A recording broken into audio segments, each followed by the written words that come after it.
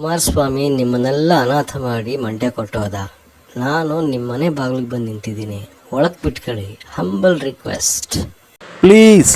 ರಾಜಕಾರಣ ಮಾಡಲು ಬಂದಿಲ್ಲ. ಅಭಿವೃದ್ಧಿ ಎಂದರೆ ಏನು ನಾವು ಮಾಡಲಿಕ್ಕೆ ಸಾಧ್ಯ ಎಂಬುದನ್ನ ತೋರಿಸುವ ಪ್ರಯತ್ನ ಮಾಡಲು ಬಂದಿದ್ದೇನೆ. ನಿಮ್ಮೆಲ್ಲರ ಸಹಕಾರ ಕೂಡ ನಾನು ಬಯಸ್ತಾ ಇದ್ದೇನೆ. ಚನ್ನಪಟ್ಟಣ ಕ್ಷೇತ್ರದಲ್ಲಿ ಧ್ವಜ ಹಾರಿಸಲು ಪ್ರತಿನಿಧಿಯಾಗಿ ಇಲ್ಲದ ಕಾರಣ ನಿಮ್ಮ ಮಗನಾಗಿ ನಾನು ಇಲ್ಲಿಗೆ ಬಂದಿದ್ದೇನೆ. ನಿಮ್ಮನ್ನ ಬಿಟ್ಟು ಹೋಗುವಂತ ಪ್ರಶ್ನೆ ನನಗಿಲ್ಲ. ನಿಮಗೆ ಸಹಾಯ ಮಾಡಲು ಬಂದಿದ್ದೇನೆ. ಆದರೆ ಸೀಟ್ ಯಾರು ಕೊಡ್ತೀರಾ ಮಿಸ್ಟರ್ ಡಿ ಕೆ? ನೀವೇ ನಿಂತ್ಕೋತೀರಾ, ನಿಮ್ಮ ತಮ್ಮನ ನಿಲ್ಲಿಸ್ತೀರಾ, ಇಲ್ಲ ಯೋಗೇಶ್ವರ್ಗ? ಯಾಕೆ ಈ ಚಿಂತೆ?